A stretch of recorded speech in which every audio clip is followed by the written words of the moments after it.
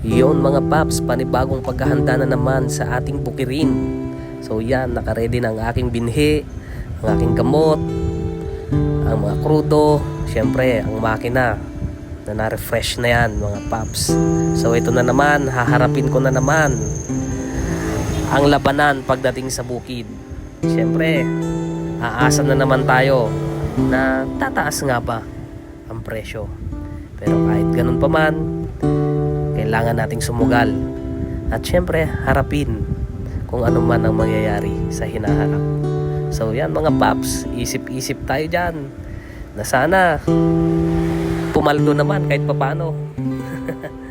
So yun lang mga paps, sa mga kapwa ko magbubukid, laban lang, ingat at God bless.